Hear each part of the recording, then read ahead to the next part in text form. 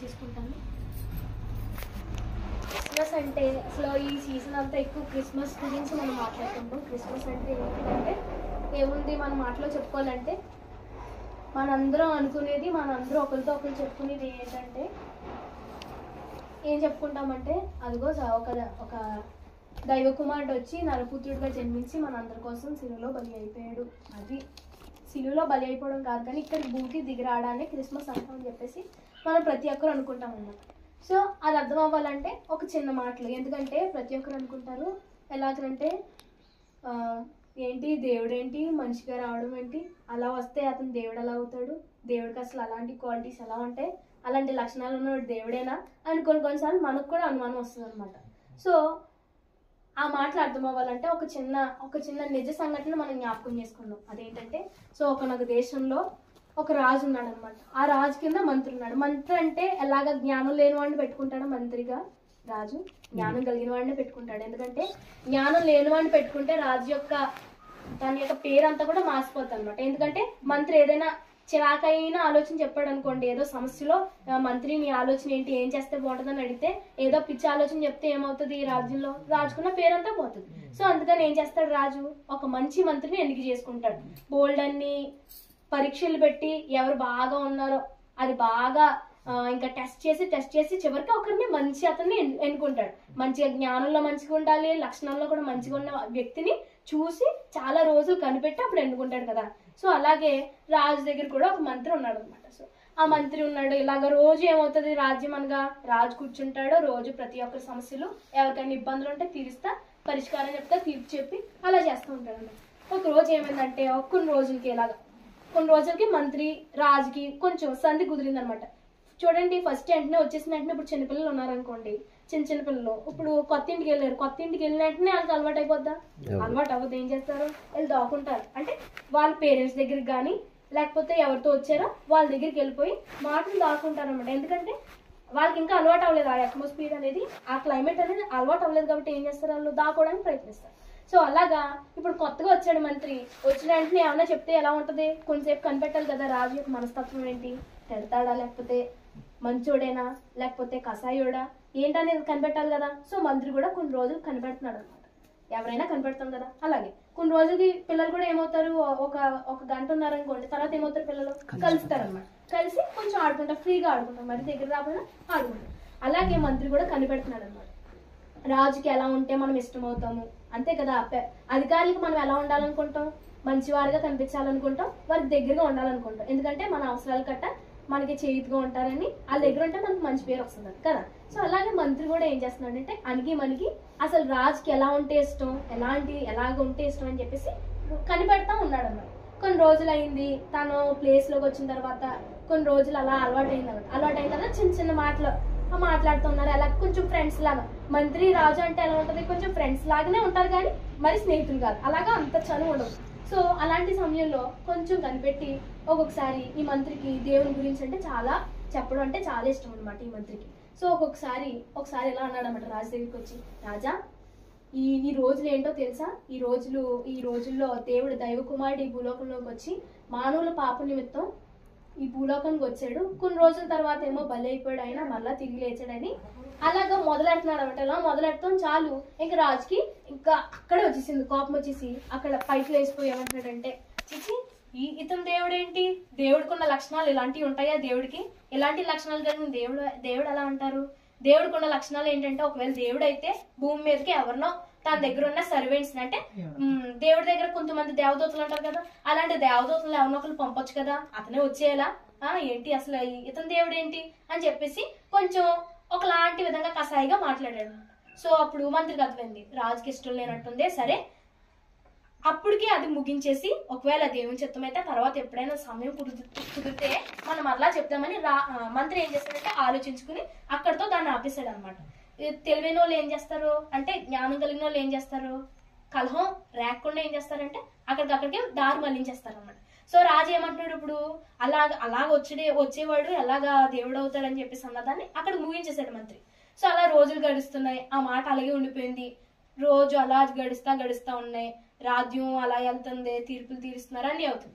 ఒక రోజు ఏమైందంటే ఇలాగే ఒక కాలంలో పిక్నిక్స్ కి ఎలా మనం వెళ్తామో రాజులకు కూడా పిక్నిక్లకి వెళ్ళాలనుకుంటారు కదా, వాళ్ళు రాజుల్లో ఉండిపోరు కదా. సో రాజు తన కుటుంబంతో పాటు సైనికులు తీసుకుని మంత్రిని తీసుకుని పిక్నిక్ కి వెళ్ళడం. అప్పట్లో పిక్నిక్లు అంటే ఏమున్నాయి, సరస్సు తీరానికి వెళ్ళడమో లేకపోతే వేరే రాజ్యాన్ని దర్శించడానికి వెళ్ళడం, ఇలాంటివి ఉండేవి కదా పిక్నిక్లు అంటే. సో అలాగే రాజు ఏం చేశాడంటే వేరే రాజ్యానికి కాదు కానీ ఒక దుక్కున తనకు దగ్గరగా ఉన్న దేశంలో ఒక మంచి సరస్సు ఉందని చెప్పేసి ఆ సరస్సు తీరానికి వెళ్దామని, చాలా మంచిగా కళ్ళకి ఇంపుగా ఉంది, మనశ్శాంతిగా ఉంటదని చెప్పేసి సో ఆ పీస్ఫుల్ గా ఉన్న ప్రదేశానికి వెళ్ళాలని ప్లాన్ చేసుకుని ఉన్నాడు అనమాట. ఆ రోజు వచ్చింది, సైన్యంతో పాటు రథం ఎక్కాడు, తన భార్య తన బిడ్డ రాజకుమారుడు, చిన్న రాజకుమారుడు అనమాట. సో వాళ్ళందరూ కలిసి సరస్సు తీరానికి వచ్చారు అనమాట. వీళ్ళందరూ కలిసి వచ్చి ఆహ్లాదకరమైన ఆ వాతావరణాన్ని అంతా అనుభవిస్తున్నారు అనమాట. చిన్న రాజకుమారుడు ఉన్నాడు కదా, తనైతే ఏం చేస్తున్నాడంటే సరస్సు తీరాన్ని చిన్నపిల్లలు ఏం చేస్తారు, సాధారణంగా ఆడుకుంటారు, చిన్న నీళ్ళతో చేతులతో ఆడుకుంటూ ఉంటారు అనమాట. సో అలా ఆడుకుంటున్నారు. సో రాజు ఏం చెప్పాడంటే, రాజులు ఎవరైనా కాలుకి మురికంటుకోవడం వాళ్ళకి ఇష్టమవుతుందా ఏంటి, ఇష్టమవుతుంది కదా. సో వాళ్ళు ఇలా వెళ్ళి చెరువులో కాలు పెట్టుకుని అలా కూర్చోలేరు కదా. సో మంత్రికి చెప్పాడు అన్నమాట, ఒక పడవ రెడీ చెయ్యి, ఆ పడవలో నేను కూర్చుని ఈ సరస్సుని కొంచెం అలా చూస్తూ ఉంటాను, అప్పుడు నాకు చాలా ఆహ్లాదకరంగా మనశ్శాంతిగా ఉంటది. ఎందుకంటే రోజు తీర్పుతూ ఉంటారు కదా రాజులకి, చాలా బర్డెన్ అనేది ఉంటది కదా. ఇప్పుడు మామూలుగా ఫ్యామిలీస్ లోనే యజమానులకి ఎంత బర్డెన్ ఉంటది అంటే, బరువు ఎంత ఉంటది యజమానులకి, చాలా ఎక్కువ ఉంటది కదా ఈ రోజుల్లో. కాబట్టి సమస్యల మూలంగా, బోల్డెన్ సమస్యల మూలంగా చాలా బరువుగా అనిపిస్తుంది కదా. అలాగే రాజు కూడా రోజు తీర్చి ఇవన్నీ చూసి కొంచెం మనసుకి శాంతి లేక, సో పడవ రెడీ చేయి, నేను అలా సందర్శిస్తాను, అలా చూస్తూ ఉంటాను సరస్సుని అని చెప్పేసి అలా అనుకుని చెప్తున్నాడు అనమాట. చెప్పినప్పుడు పడవ రెడీ చేశారు, అప్పుడు రాజు ఎక్కాడు. సో మంత్రి కూడా పక్కనే కూర్చున్నాడు అనమాట. సో కూర్చుని అలాగా ఆ పడవ వెళ్తుంది, మంచిగా ఆహ్లాదకరంగా అనుభవిస్తున్నారు. ఆ టైంలో రాజు కళ్ళు ఎక్కడ పడ్డాయంటే రాజకుమారుడి మీద పడ్డాయి అనమాట. రాజకుమారుడు ఏం చేస్తున్నాడంటే ఆ సరస్సులో ఇలా చేతులు పట్టుకుని ఒడ్డు నుంచుని ఆడుకుంటా ఉన్నాడు అనమాట. సో కొంచెం ముందుకు వచ్చాడు, ఆడుకుంటున్నాడు, ఇంకొంచెం ముందుకు వచ్చి ఆడుకుంటున్నాడు. అలాగా ఇప్పుడు చూడండి, ఒక బద్ది లాంటిది ఉంటది కదా సరస్సు పైన, మామూలుగా నుంచోడానికి చిన్నపిల్లలకి కట్టని ఇలా బద్దిలా ఉంటది కదా, కాలుకైనా దేనికైనా మెట్లు ఎలా కడతారో అలాగే సరస్సుకు కూడా ఒక బద్దిలా ఉంటది అనమాట, ఇలా అంటే నుంచోడానికి కూర్చోడానికి. సో దాని మీద అలా ఆడుతూ ఏం చేశాడంటే గబాలను కింద పడిపోయాడు అనమాట. గబాలను కిందకు పడిపోతే రాజు హుటాహుటిన ఆ పడవలోంచి అక్కడి నుంచి దూకేసి ఏం చేశాడంటే, ఇంకొకరికి ఎవరికి ఆజ్ఞాపించలేదు, దూకేసి అయ్యో రాజకుమారుడిని ఈత కొట్టుకుంటూ తనకు వచ్చి రాని ఈతను కొట్టుకుంటూ ఏం చేశాడంటే తన కుమారుని కాపాడుకోవడానికి ఏం చేశాడు, పట్టుకుని కుమారుని కాపాడుకుని ఒడ్డుకి తెచ్చి ఆ వాడికి మంచిగా నోట్లోకి ఏమైనా నీళ్ళు వెళ్ళేయమని మంచిగా దాన్ని బ్రీతింగ్ అంతా చెక్ చేసి కూర్చోబెట్టి అలా కూర్చుని మొత్తం ఇంకా అలా అయింది కదా. తర్వాత అనుభవించాలని ఉంటదా, ఇంకా క్లైమేట్ ని చూడాలనిపిస్తుందా, ఆ సరస్సుని చూడాలనిపిస్తుంది, ఇంకా అలా అయింది కాడా అనిపించదు కదా. కాబట్టి రాజ్యానికి వచ్చేసాడు అనమాట. మళ్ళీ అందరూ రాజ్యానికి వచ్చేసాడు. రాజకుమారుడికి ఇంకే ఏదైనా హెల్త్ ఇష్యూ ఉందేమో, ఆరోగ్యం కానీ ఏదైనా తేడాగా ఉందేమో అని చెప్పేసి రాజ్య వైద్యులు ఉంటారు కదా, వాళ్ళు పిలిపించి ఒకసారి చెక్ చేయించాడు, అన్ని అయిపోయింది. సో అక్కడికి అయిపోయిన తర్వాత మరుసటి రోజున మంత్రి ఈయన అందుకున్నాడు అనమాట. ఈ జరిగిన సంఘటనని క్యాష్ చేసుకుని ఏమంటున్నాడంటే రాజు దగ్గర, ఒక రోజున పొద్దున్న రాజు అక్కడ కూర్చున్నాడు, మంత్రి ఇక్కడ కూర్చుని, రాజా నేను మిమ్మల్ని ఒకటి అడగనా అని స్టార్ట్ చేశాడు అనమాట. స్టార్ట్ చేస్తే అప్పుడు ఆ రాజు అన్నాడు, సరే అడుగు మంత్రి అని చెప్పేసి అన్నప్పుడు ఆ రాజుగారి దగ్గర అడిగారు అనమాట, మీరు నిన్న రాజకుమారుడు పడిపోయినప్పుడు మీరెందుకు దూకేశారు, చుట్టూరు అంతమంది సైనికులు మేము ఉన్నాం కదా, కొన్ని నాకన్నా చెప్పొచ్చు కదా, నా మీద అంత నమ్మకం కదా మీకు, నాకు కూడా చెప్పకుండా మీరే ఎందుకు దూకేశారు రాజకుమారుని రక్షించడానికి అంటే, ఏంటి మంత్రి అలా అంటున్నావు నువ్వు, పిల్లోడంటే కడుపును పుట్టిన పిల్లోడంటే ఎవరికి ప్రేమ ఉండదు, ఆ ప్రేమతో తట్టుకోలేక నేనే దూకేసాను, మీకు చెప్తే అప్పటికి టైం లేట్ అయిపోద్దేమో, అటు తట్టుకోలేడేమో అని చెప్పేసి నేనే దూకేసి నా కుమారుడు నేనే రక్షించుకున్నాడు అన్న. అదేంటి రాజా అలా అంటున్నారు, చుట్టూ మేము ఎంతమంది ఉన్నాం కదా, అలా ఎందుకు చేయాలంటే నా ప్రేమ అలాంటిదిరా, అందుకనే నేను దూకేసాను అని చెప్పేసి మంత్రికి చెప్పాడు అనమాట.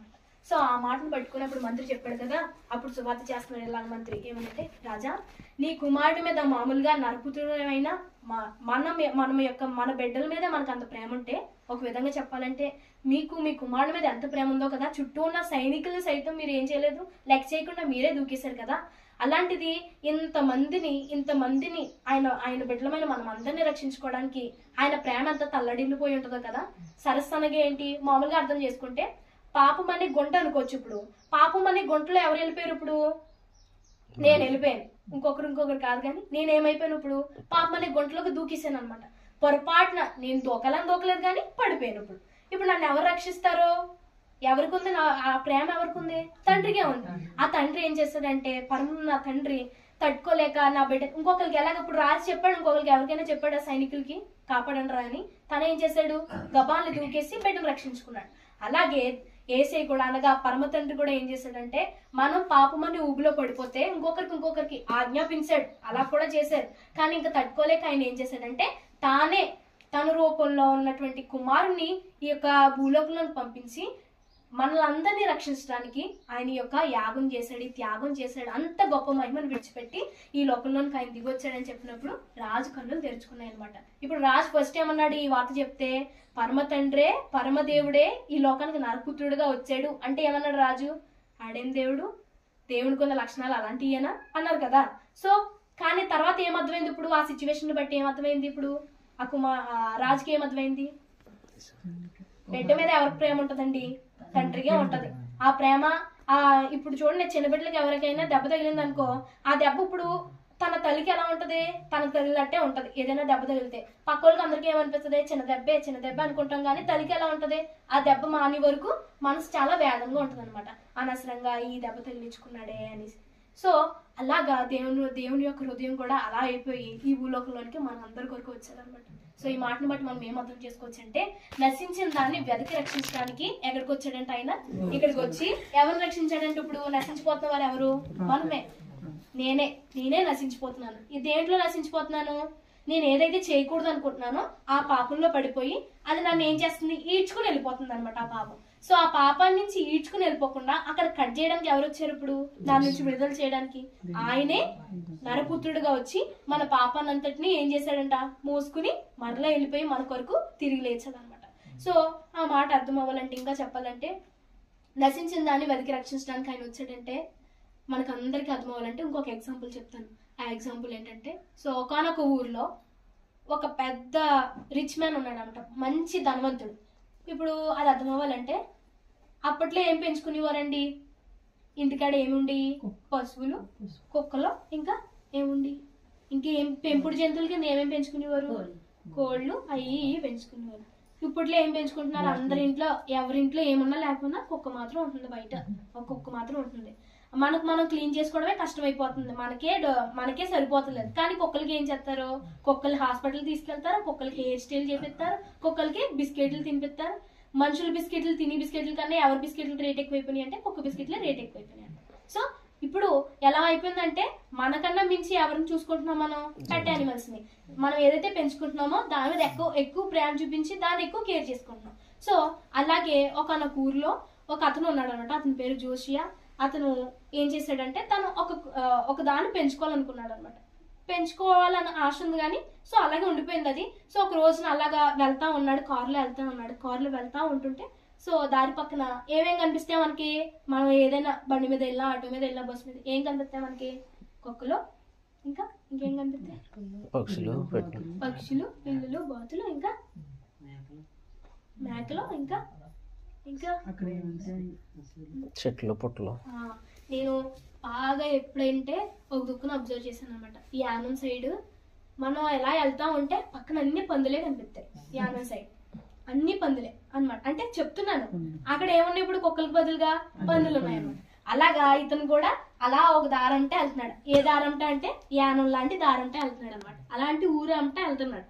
వెళ్తా ఉంటే పక్కన ఏం కనిపిస్తున్నాయి? ఇప్పుడు పందులు కనిపిస్తున్నాయి ఇతనికి. ఆ పందులు కనిపిస్తుంటే అన్నీ కాదు కానీ ఒక పంది మీద ఇతని దృష్టి పడింది అనమాట. ఒక పందిని చూసినప్పుడు అయ్యో కుక్కలు చూడు ఎలా ఉన్నాయో, కుక్కలు పెంచుకుంటున్నారు అందరూ, దీన్ని కూడా నేను పెంచుకుంటే బాగుంటది కదా. పాత రోజుల్లో అయితే బాగా పెంచుకునేవారు అనుకుంటే అవి కూడా. సో కానీ ఇతను చూడగానే ఆ పంది మీద మనసు పెట్టి దీన్ని పెంచుకుంటే బాగుంటది కదా, ఇది పాపం ఎలా ఉందని చెప్పేసి దాని ఆకారం అదంతా చూసి జాలి పడ్డాడు అనమాట. మనకు కూడా ఒక దాన్ని చూస్తే జాలేస్తుంది కదా, అలాగే తనకు కూడా జాలేసింది అనమాట. సో అలా జాలేసి ఆ కారు అక్కడ ఆపేసి ఆ పంది పిల్లని దగ్గర, పంది పిల్ల అనమాట, చిన్న పిల్ల ఉంది, మంచి క్యూట్గా ఉంది కానీ బురదలో వెళ్తుంది అనమాట. దాన్ని చూసి మంచిగా దగ్గర తెచ్చుకుని ఇప్పుడు దీని కార్లోకి ఎలా ఎక్కించుకోవాలి? అంత మంచి లగ్జరియస్ కార్ అది, బోల్డ్ కోట్లు పెట్టి కొనుక్కున్నాడు. ఆ కార్లోకి ఎలా పెట్టుకుంటాడు? దాంట్లోకి ఇప్పుడు మురుగంతా అయిపోయింది కదా. ఇప్పుడు ఆ బురద వస్తున్నాయి. ఇప్పుడు చూడండి, ఎప్పుడైనా చూసారా పందులు దారంటే వెళ్తున్నప్పుడే ఆ పందు వాసన ఎలా అవుతుంది, దరిద్రంగా ఒకలాంటి కొంపు కొడుతుంది అనమాట. సో అలాంటిది ఇప్పుడు కార్లోకి ఎక్కించుకుంటే ఎలా ఉంటుంది, ఇప్పుడు కారు కోట్లు పెట్టుకుని కొనుక్కున్నాడు, ఇప్పుడు ఆ కారు ఎలాగవుతుంది, కొంపు వస్తుంది. ఇతను కూడా ఏమవుతాడు, కొంపు కొడతాడు. సో ఇంటికి వెళ్ళిన తర్వాత ఏముంటుంది, ఇంటికి వెళ్ళిన తర్వాత వాళ్ళ అమ్మో లేకపోతే వాళ్ళ ఇంట్లో వాళ్ళు ఏం తిడతారు, నాన్న విధాలైన తిట్లు తిడతారు. సో అదంతా పక్కన పెట్టి ఏం చేశాడంటే తన హృదయం అంతా ఒకలాగా అయిపోయి ఏం చేశాడంటే ఆ పంది పిల్లల దగ్గర తీసుకుని తన దగ్గర ఒక వాటర్ బాటిల్ ఉందనమాట. వాటర్ బాటిల్ అంటే ఆ వాటర్ వేసి దాని మీద సో మంచిగా ఒకలాగా కడిగేసి మామూలుగా కడిగి తన దగ్గర కర్చీఫ్ ఉంది, పెద్ద కర్చీఫ్, ఎంత కర్చీఫ్ ఉంది. ఆ కర్చీఫ్ ని చుట్టూరులో ఇలా చుట్టాడు అనమాట. అప్పుడు ఏమవుతుంది, ఇప్పుడు ఒకవేళ అంటుకున్నది దేనికి అంటుకుంటది, కర్చీఫ్ అంటుకుంటది. ఇప్పుడు కూర్చోబెట్టచ్చు కదా దాన్ని. ఇప్పుడు తన దగ్గర ఒక సెంట్ బాటిల్ ఉంటే కారులో సెంట్లు పెట్టుకుంటున్నారు కదా ఇప్పుడు ఏరో సెంట్స్. సో ఆ సెంట్ ని కొంచెం స్ప్రే చేశాడు అనమాట. ఇప్పుడు కొంపు కూడా ఏమైపోయింది, పోయింది. ఆ కొంపు ఎలా అయిపోయింది, ఇప్పుడు సెంట్లో అయిపోయింది అనమాట. సో ఇప్పుడు చక్కగా కార్లో ఆ కర్చీఫ్ లో పెట్టుకుని దాన్ని అక్కడ ఒక సీట్ లో దాన్ని కూర్చోబెట్టాడు అనమాట. తన పక్క సీట్ లో కూర్చోబెట్టి మంచి కార్ డ్రైవ్ చేసుకుని సో ఇంటికి వెళ్ళే దారిలో తనకు కావాల్సినప్పుడు పంది పిల్ల ఏం తింటది అంతా ఫోన్ లో చూసుకుని అన్ని గూగుల్లో టైప్ చేసుకుని ఇది ఏం తింటది, దీనికి ఎలాంటి పొరి పెడితే బాగుంటది అని చెప్పేసి అన్ని కొట్టుకుని ఏం చేసాడంటే పెద్ద ఉన్నవాడు కదా మరి ఎంతైనా కొనేసుకోగలడు, క్రెడిట్ కార్డు వెళ్ళి స్విప్ చేసేయచ్చు. సో దారిలోనే షాప్ ఉంటే అక్కడ ఆగి అన్ని కొనుక్కుని పట్టుకెళ్ళాడు అనమాట. ఇంటికి పట్టుకెళ్ళి ఒక ఏసీ ఒకటి కొన్నాడు, దానికి దారిలోనే కొనేసి మంచి హౌస్ ఒకటి చిన్న హౌస్ ఒకటి చిన్నది ఇల్లు ఒకటి కొనేసి పట్టుకుని వెళ్ళాడు అనమాట. ఇంటికి పట్టుకుని వెళ్తే మంచిగా అరేంజ్ చేసాడు, దాన్ని ఇంకా అక్కడ పెట్టుకున్నాడు అనమాట. ఎట్టి నా బుజ్జి తల్లి అని చెప్పేసి ఇంకా దానికి నానా విధాలైన పేర్లు పెట్టుకుని మంచిగా దాన్ని పెంచుకోవడం ప్రారంభించాడు అనమాట. అతను ఏం తింటే అదే పెడుతున్నాడు. తనకన్నా ఎక్కువగా ఆ పంది పిల్లలు ఎక్కువ ప్రేమిస్తున్నాడు అనమాట. అంత ప్రేమగా చూసుకుంటున్నాడు అనమాట. సో ఇప్పుడు కారులో తిప్పాడు కదా, కారులో తిప్పిన తర్వాత రోజు కారులో తిప్పుతున్నాడు. అమ్మా నేను కారులో రోజు ఏం తిప్పుతాను, ఇప్పుడు వరకు పొరదులోనే దొల్లావు, ఇప్పుడు కారులో తిరిగావు కదా, ఇప్పుడు ఈ కారు కూడా నీకు అలవాటు అయిపోయింది కదా, ఈ కారులో ఏం చేస్తావు నువ్వు, చూసి నీకు బోర్ కొట్టుంటది. సో నేను ఇప్పుడు ఏం చేస్తానంటే ట్రైన్ ఎక్కిస్తానని చెప్పేసి ట్రైన్ ఎక్కించాడంట. ట్రైన్ ఎక్కించి మంచిగా ఇదిగో చూడు ఈ పట్టాలు అంటారు, ఇవి రైళ్ళు అంటారు, ఇది ఆపాలన్న స్టేషన్, ఇలా వెళ్తే అది వస్తుంది, ఇదిగో ఇక్కడ ఎంత చల్లగా ఉంటది ఈ ప్రదేశం అని చెప్పేసి రైలు మీద తిప్పుతూ ప్రారంభించాడు అనమాట. రైలు మీద తిప్పాడు, అయిపోయింది. ఒక రోజు చేస్తే అలా ఉంటది, కొంచెం టైర్డ్ అయిపోతుంది. అలా నీకు కూడా చిరాకు వచ్చేస్తుంటది కదమ్మా, సరే అమ్మా నేను ఈసారి ఫ్లైట్ ఎక్కిస్తానని చెప్పేసి ఒక 6 రోజుల ముందే ఫ్లైట్ టికెట్ బుక్ చేశాడు అనమాట. ఫ్లైట్ టికెట్ బుక్ చేసి ఒక్క ఫ్లైట్ టికెట్ ఎంత ఉంటది, దూరదేశాలకి లక్షల్లో ఉంటది. అంత లక్షలు పెట్టి ఇప్పుడు నేను ఒళ్ళోనే పెట్టుకుంటానంటే కుదురుతుందా, దీనికి టికెట్ తీయకుండా ఒళ్ళో పెట్టుకుంటానంటే అంత దూరం 2-3 గంటలు ఒళ్ళోనే పెట్టుకుంటానంటే అలా కుదురుతుంది. ఈ కుర్చీల్లో అతను కూర్చోడానికి కష్టంగా ఉంటుంది కదా ఫ్లైట్ లో. సో ఆ విమానంలో దీనికి ఒక కుర్చీ తీసాడు, దానికి ప్రత్యేకంగా చేసి చూపిస్తున్నారు అనమాట. అదిగో కింద కనిపిస్తున్నాయి కదా ఆ విల్లులు అని చెప్పేసి చూపిస్తున్నారు. ఇలా అయిపోయింది. మరలా అమ్మ నీకు రోజు చూసి బోర్ కొట్టేసి ఉంటది కదా, ఈసారి నేను షిప్ ఎక్కిస్తాను, పడవ ఎక్కిస్తాను. పడవ ఎప్పుడు ఎక్కుండవు కదా, పడవ అంటే చిన్న పడవలు కాదు, పెద్ద పడవలు ఉంటాయి కదా, తెలుసు కదా, అట్లా తెలుగులో ఏమంటారు తెలుగు కానీ పెద్ద షిప్స్ ఉంటాయి కదా, ఆ షిప్ ఎక్కిస్తానని చెప్పేసి వారం రోజుల ముందు దానికి కూడా ఏం చేశాడంటే టికెట్ తీసాడు అనమాట. సో దానికో టికెట్, అతనికో టికెట్. సో టికెట్ తీసి ఉంచాడు. తర్వాత ఆ రోజు వచ్చేసింది. ఆ రోజు వచ్చేగానే మొత్తం ప్యాక్ చేసుకున్నాడు. ట్రైన్కి వెళ్తాం మనం అలా ప్యాక్ చేసేసుకుంటాం లగేజ్, అలా ప్యాక్ చేసుకుని దానికి కావాల్సిన సామాన్లన్నీ పెట్టుకుని మరి షిప్ లో మరి దానికి దొరుకుతాయో లేదని దానికి కావాల్సిన సామాన్లు వారానికి సరిపడినవి అన్ని కూడా ఏం చేశాడంటే బ్యాగ్ లో పెట్టుకుని రెడీ అయిపోయాడు అనమాట. తర్వాత షిప్ ఎక్కేసాడు. షిప్ ఎక్కేసిన తర్వాత ఎక్కేసిన వెంటనే ఇప్పుడు ఫ్లైట్ అయినా ఎక్కేసిన వెంటనే మనం కిందకి దిగి చూద్దామా అంటే పక్క కిటికీలో చూద్దామంటే అలా చూడండి. ఏం చెప్తారంటే ఫస్ట్ గట్టిగా బెల్ట్ పెట్టుకోండి, కూర్చోండి, గట్టిగా పట్టుకోండి అని చెప్తారనమాట. ఎందుకంటే పైకి లేసేటప్పుడు మనం అలా తింగరాసలు లేకపోతే ఏమవుతుంది, పడిపోతాం కాబట్టి. అంటే కొన్ని స్లిప్స్ అవుతాయి అనమాట. అంత పైకి ఎగిరేటప్పుడు మనం బెల్ట్ గట్టి పెట్టుకోకుండా ఏమవుతుందండి, మనం దొరుకుని కిందకు వచ్చేస్తాం అనమాట. సో అందుకని చెప్పేసి అలా వెళ్ళేటప్పుడు షిప్ బయలుదేరుతున్నప్పుడు అలర్ట్ చేశారనమాట, కొంచెంసేపు ఒక్క 5 minutes అలాగా జాయి కూర్చోండి అని. సో తర్వాత ఆ పైలట్ కూడా చెప్పాడు అనమాట, ఆ స్టీరింగ్ అతను కూడా చెప్పాడు అనమాట. ఏమనంటే నావికుడు చెప్పాడు, ఇప్పుడు మీరు అందరూ వచ్చి బయటకు వచ్చి ప్రకృతిని అంతా ఆస్వాదించవచ్చు అని చెప్పినప్పుడు అతను ఏం చేస్తాడంటే తన పంది పిల్లల్ని భుజం మీద ఎక్కించుకుని మరి కింద పెడితే ఏమవుతుంది, ఇప్పుడు ఎవరికొని తొక్కేయచ్చు కదా. సో అందుకని భుజం మీద పెట్టుకుని జాగ్రత్తగా తీసుకెళ్లి చూపిస్తాడు అనమాట. ఇదిగో ఇదంతా సముద్రం చూడు ఎంత బాగుందో, ఇదంతా ఎంత బాగుందో కదా, అదిగో ఆ పక్కన కనిపిస్తుంది అది ఇంకొక సముద్రము అదిగో అని చెప్పేసి ప్రతిదీ చూపిస్తా ఉన్నాడు అనమాట. చూపిస్తున్నప్పుడు అది చూస్తుంది. ఒక రోజు గడిచిపోయింది, 2వ రోజు గడిచిపోయింది, 3వ రోజు గడిచిపోయింది. సో అలా గడుస్తా ఉంది. ఇంకా ఒక రోజు ఏమైందంటే అలాగే బయటకు వచ్చి అలా చూస్తా ఉన్నాడు అనమాట. చూస్తా ఉంటేని దాన్ని ఏమో ఇలాగ ఒక కంచి ఉంటుంది కదా, చుట్టూరు ఒకటి ఐరన్ ఫ్లేమ్ ఉంటుంది కదా, సో దాని మీద అలా నుంచోబెట్టాడు అనమాట. నుంచోబెట్టి తిని ఎలాగా పట్టుకుని అలా చూస్తా దాంతో మాట్లాడుతూ ఉన్నాడు అనమాట. సో అలా మాట్లాడుతూ ఉంటుంటే, అమ్మ పింకీ ఇగో ఇవన్నీ ఇదిగో అమ్మ, అది నువ్వు చూసావు కదా, అది ఇది అదిగో దాంట్లోంచి పైకి లేస్తున్నాయి కదా ఈ చేపలో, అదిగో షార్క్ అదిగో అని చెప్పేసి దానికి ముద్దు ముద్దు మాటలన్నీ చెప్తున్నాడు అనమాట. మనం ఎలాగా ఇప్పుడు చూడండి కుక్క పిల్లలు సెకండ్ ఇమ్మంటారు, అయ్యమంటారు, ఏమంటారు, అలాగా తను కూడా అలా చేస్తున్నాడు. చేస్తా ఉన్న సమయంలో పొరపాటున అది ఏం చేసిందంటే పందిపిల్ల ఇలాగా ఒకలాగా ఉరకడం వల్ల అలా జారి ఏమైందంటే ఆ సముద్రంలో పడిపోయింది అనమాట. ఇప్పుడు ఆ సముద్రంలో పడిపోయింది. ఇప్పుడు ఏం చేయాలి? ఇప్పుడు ఏం అర్థం కాలేదు. గబగబా పరిగెట్టుకుని నావికుడు ఉంటాడు కదా, నావికుడి దగ్గరికి వెళ్ళి నువ్వు అర్జెంటుగా ఆపాలి, షిప్ వెనక్కి పట్టుకెళ్ళాలి, అక్కడ నా పింకీ పడిపోయింది అంటున్నాడు. అంటుంటే అయ్య బాబు ఎవరు పడిపోయారని చెప్పేసి గబగబా ఇంకొకరిని పంపించారంట. పంపిస్తే ఎందుకు అక్కడ పడిపోయింది ఎవరో, పింకీ అంటే ఏంటి, ముద్దు పేరు ఏం పెట్టుకున్నాడు, పింకీ ఏం పెట్టుకున్నాడు. సో ఎవరో మనిషి అనుకున్నాను, మనిషి అయితే ఆపుదును కానీ మనిషికి ఆపితే ఎలా ఆపుతానో, చిన్న జంతువు కోసం నేను ఆపడానికి అవ్వదు అని చెప్పేసి గదివేసి నావికుడు ఏం చేశాడంటే మరలా దాన్ని అప్పగించుకుని తన దగ్గరికి వెళ్ళిపోయి మామూలుగా స్టీరింగ్ చేస్తున్నాడు అనమాట. అంటే నడుపుతా ఉన్నాడు. నడుపుతున్న సమయంలో ఇతనికి ఇంకా ప్రేమ ఆగుతులేదు. ఎన్ని రోజులు పెంచుకున్నాడో, చాలా రోజులు పెంచుకున్నాడు. తను ఏంటంటే అదే పెడుతున్నాడు, తన పక్కనే పడుకోబెట్టుకుంటున్నాడు. దానికోసం ఏసీ మంచి చిన్న పెట్ హౌస్ రెడీ చేశాడు. ఏంటంటే అదే పెడుతున్నాడు, ఎక్కడికి వెళ్తే అక్కడికే తీసుకెళ్తున్నాడు. దానికోసం బోల్డ్ అని చేస్తున్నాడు. ఇప్పుడు ఆ ప్రేమ ఆగుతుందా చూడండి. కుక్కలు ఎప్పుడైనా చచ్చిపోయినాయి అనుకోండి, చిన్న కుక్క పిల్లలే చచ్చిపోయినాయి అనుకోండి, పెంచుకున్న వాళ్ళు ఎలా ఎడుతారంటే ఇంకా నానా విధాలుగా ఎడుతారు. అంత ప్రేమ ఉంటుంది. ఇంకా హృదయం అంతా ఎదులైపోద్ది అనమాట. పాపం వాళ్ళకి కూడా అన్నం తినాలనిపించింది. నిజమే కదా. సో అలాగా పెంచుకున్న ప్రేమ ఏం చేసిందంటే ఇతన్ని ఇంకా ఆపలా పోయింది అనమాట. ఇంకా చాలా దుఃఖం వచ్చేసి ఇంకేం చేశాడంటే వీళ్ళకి చెప్తే వెళ్ళట్లేదు అని చెప్పేసి ఇతనే అప్పుడు ఆ నావికుడి దగ్గరికి వెళ్ళి మళ్ళీ అడిగాడు, అయితే నువ్వు మనిషి దూకితే ఆపేవాడువేమో, మనిషి అయితే ఆపేవాడు అంటే, అవును మనిషి అయితే ఖచ్చితంగా ఆపేవాడిని, మనిషి ప్రాణం రక్షించాలి కదా, అది మన ధర్మం కదా అన్నాడు అనమాట. అన్నప్పుడు ఇతను ఏం చేశాడంటే పరిగెట్టుకుని వెళ్ళి ఎక్కడైతే పందిపిల్ల దూకిందో అంత దూరానికి అలా ఎగిరి అక్కడ దూకేశాడు అన్నమాట. దూకేసి దాన్ని రక్షించుకోవడం కోసమని వెళ్ళిపోయాడు అన్నమాట. ఇప్పుడు ఏం చేస్తారు, చచ్చినట్టు ఏం చేయాలి, ఇప్పుడు ఆపేయాలి, పడవ ఆపేసి దాన్ని ఆపేసి ఇప్పుడు రెస్క్యూ టీం వాళ్ళు పంపాలి ఇప్పుడు ఆ మనిషి కోసం.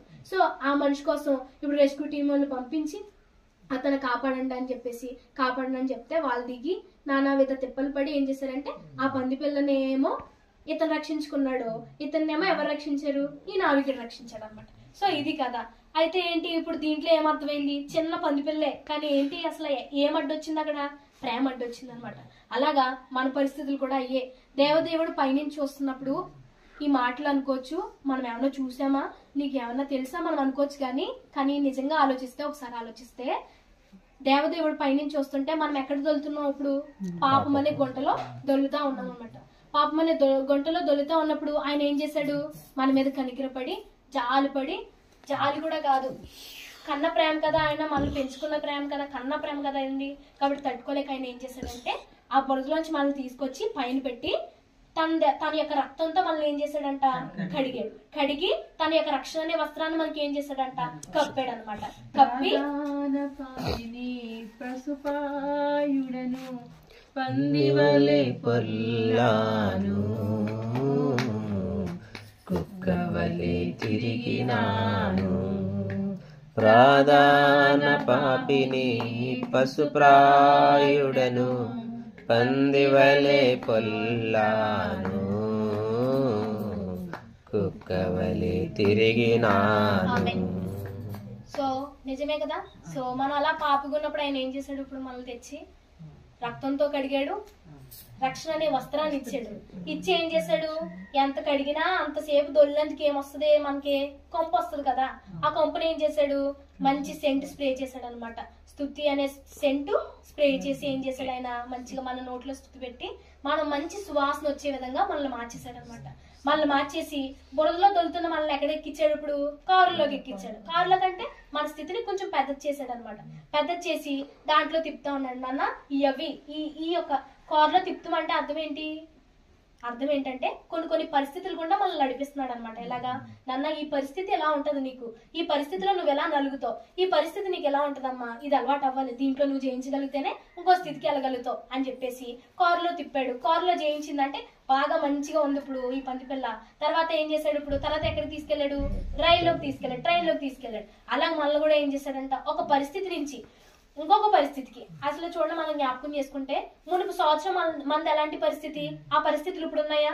వేరే పరిస్థితులు వచ్చింది, వేరే పరిస్థితులకు మనం వెళ్ళాం. అప్పుడున్న కష్టం ఇప్పుడుందా? అప్పుడున్న కష్టం కంటే ఇంకా ఎక్కువ కష్టం ఉండొచ్చు, తక్కువ కష్టం ఉండొచ్చు. అలాగే ఏం చేశాడంటే కారులో తిప్పాడు మనల్ని, రైల్లో తిప్పాడు, అంటే కారు లాంటి సమస్యల్లో తిప్పాడు, రైలు లాంటి సమస్యల్లో తిప్పాడు, విమానం లాంటి సమస్యలు. అంటే అంత ఎత్తు ఉంటది, ఎక్కడ ఎగురుతుంది విమానం? ఆకాశానికి పైగా, అంటే మేఘాలకు పైగా ఎగురుతుంది విమానం కదా. సో అంత శ్రమల్లో కూడా మనల్ని ఏం చేశాడు ఆయన? మనకు అలవాటు చేశాడు అనమాట. అంత అలవాటు చేశాడు. ఇప్పుడు విమానంలో కాదు, ఎక్కడికి తీసుకెళ్లాడు? సముద్రంలో కూడా తీసుకెళ్లాడు. ఇప్పుడు సముద్రంలో కూడా ఏం చేస్తున్నాడు? మనకి ఈత నేర్పిస్తున్నాడు అనమాట. ఈత నేర్పించి అక్కడ వదిలేస్తాడా మనల్ని? వదలడు. ఒకవేళ మనం జారిపోతే మన కొరకు ఏం చేశాడు ఆయన? అంతలా కాపాడుకున్న దేవుడు అక్కడ వదిలేస్తాడా మనల్ని? అక్కడ వరకు తీసుకెళ్లాడు. ఇప్పుడు అక్కడ చెయ్యి విడిచిపెట్టేస్తాడా? లేదు. మనం పడిపోయినా గానీ అక్కడ అతను ఈ యొక్క జోషి అనే వ్యక్తి ఎలా అయితే దూకేశాడో పందిపిల్ల కోసం, అలాగే మన కోసం కూడా ఆ దేవదేవుడు ఈ లోకంలోకి ఏం చేశాడంట?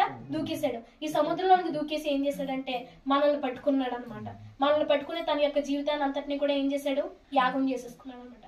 కాబట్టి ఈ మాటలు బట్టి మనం అర్థం చేసుకోవాల్సింది ఏంటంటే, ఆయన ఎందుకు వచ్చాడంటే నశించిపోయిన దాన్ని వెతికి రక్షించడం కోసమే వచ్చాడు అనమాట.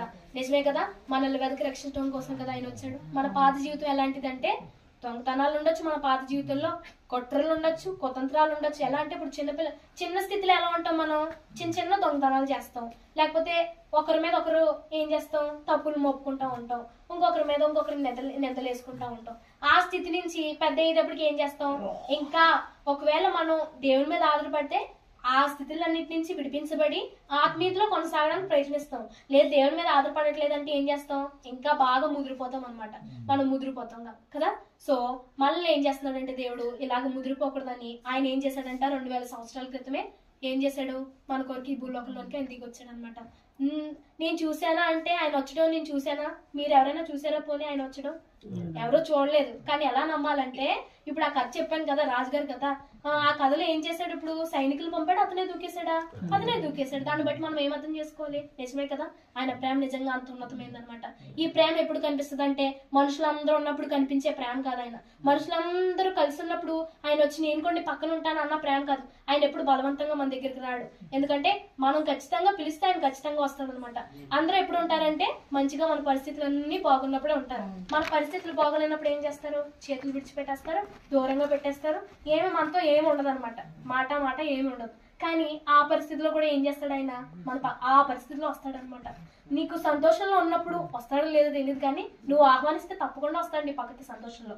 కానీ నువ్వు బాధలో ఉన్నప్పుడు పిలుస్తావు కదా, నువ్వు పిలవకపోయిన బాధలో ఉన్నప్పుడు ఏం చేస్తాడంటే ఆయన మన పక్కకు వస్తాడనమాట. ఈ మాటలు చెప్తే అర్థం కాదు, కానీ నిజంగా నిజ జీవితంలో అర్థం చేసుకుంటూ వస్తాయన్నమాట. ఇప్పుడు చూడండి, బాగా చిన్నపిల్లలు ఉన్నారనుకోండి.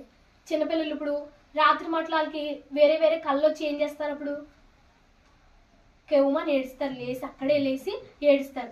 ఆ లేసినప్పుడు పొద్దునంతా ఎవరితో ఆడుకున్నారు? వాళ్ళు వివిధమైన పిల్లలతో ఆడుకున్నారు, వివిధమైన ప్రదేశాల్లో తిరిగారు. ఇప్పుడు ఆ ప్రదేశంలో ఇప్పుడు ఎవరుంటారు? తన పక్కన ఉండేది ఎవరున్నారు? అసలు అమ్మే ఉంటది, అమ్మ ఉంటది, లేకపోతే నాన్న ఉంటారు, అంతే కదా. సో అప్పుడు లేసినప్పుడు ఇప్పుడు ఆ బిడ్డకి చుట్టూ ఉన్న ఫ్రెండ్స్ వచ్చి ఆ బిడ్డని భయపడుకో, ఈ కళ పిచ్చి కళ అని చెప్తారా? లేకపోతే తల్లి వచ్చి అమ్మ అలా కాదురా అని నిమురుతుందా? తల్లి నిమురుతుందా? ఫ్రెండ్సా? తల్లే నిమురుతుంది. అక్కడ ఆ పరిస్థితిలో ఎవరున్నారు? ఇప్పుడు తల్లే ఉంది. ఆడుకున్నప్పుడు తల్లి ఉందా? తల్లి తన పనిలో ఉంది, అవునా? తనకి ఇప్పుడు కష్టం వచ్చింది. చిన్నపిల్లకి చిన్న కష్టం అంటే ఏంటి అర్థం? ఆ సమయంలో నిద్రపోయినప్పుడు అదేదో పిచ్చికలు వచ్చింది, తనకు తెలియదు. ఆ సమస్య అంటే ఏంటో తెలియదు. ఇప్పుడు మనకు ఆల్రెడీ తెలుసు, మన అనుభవం అయిపోయింది మనకి. కానీ ఆ బిడ్డకి తెలియదు కదా. ఇప్పుడు అనుభవంలోకి వెళ్ళేటప్పటికి తనకు తెలియదు. ఇప్పుడు తను ఏడుస్తుంది. ఫ్రెండ్స్ వచ్చి రక్షించారా తన్ని? అంటే రక్షించడం అంటే ఏంటి? ఆ భయంతో నిజంగా భయము ప్రాణాలు కూడా తీసేస్తుంది కదా. నిజమే కదా, అబద్ధమా కదా? ఆ చిన్న పరిస్థితులు ఇప్పుడు ఏం చేస్తుంది? అమ్మ పక్కన ఆ అర్ధరాత్రి ఎవరున్నారు? ఇప్పుడు అమ్మ మాత్రమే ఉంది. అలాగే మన చుట్టూరు సంతోషంగా ఉన్నప్పుడు చుట్టూరు బోల్డ్ మంది ఉంటారు, కానీ మన కష్టం వచ్చినప్పుడు చుట్టూరు ఎవరు ఉంటారు అనమాట. ఆ పరిస్థితుల్లో మాత్రమే దేవుని మనం తెలుసుకోగలుగుతాం. చుట్టూరు ఉన్నప్పుడు మనం అనొచ్చు దేవుని గురించి నానా విధంగా మనం మాట్లాడొచ్చు, కానీ ఆయన ప్రేమ నిజంగా మనం ఎప్పుడు తెలుసుకోగలుగుతామంటే చుట్టూరు మనకి ఎవరు ఉండరు చూసారా, అప్పుడే మనం తెలుసుకోగలుగుతాం అనమాట. సో ఈ మాటలు బట్టి మనం అర్థం చేసుకోగలిగింది ఏంటంటే దేవుని ప్రేమ శాశ్వతమైంది. ఆయన ప్రేమ ఏం చేసిందంటే బురదలో దొరలాడే మన బ్రతుకుని ఏం చేసిందంటే పవిత్రపరిచింది అనమాట. నశించిపోతున్న మనల్ని ఏం చేశాడంటే ఆయన వెతికి రక్షించుకున్నాడు. కాబట్టి ఒక్క విధంగా ఈ మాటలు బట్టి మనం అందరం మోకరించుకుని చిన్న ప్రార్థన చేసుకున్నాము. ఒకసారి మోకరించు ప్రభా. అంతకన్నా హీనమైన నా బ్రతుకు నువ్వు ప్రేమించావు ప్రభా. నీకు వందనాలు చెల్లించుకుంటున్నాం ప్రభా. నీ ప్రేమ నాకు అర్థం కాకపోవచ్చు కానీ నిజంగా జ్ఞాపకం చేసుకుంటే కష్టాల్లో నష్టాల్లో నీ ప్రేమ మమ్మల్ని ఓదార్చింది నాయన. అయ్యా నీకు వందనాలని ఒకసారి మనం అందరూ కలిసి ప్రార్థన చేద్దాం. ఒకసారి మోకరించగలిగినంత మట్టికి మోకరించగలిగి కొంతసేపు ప్రార్థన చేద్దాం. దేవా నీవు వచ్చావంటే ఏదో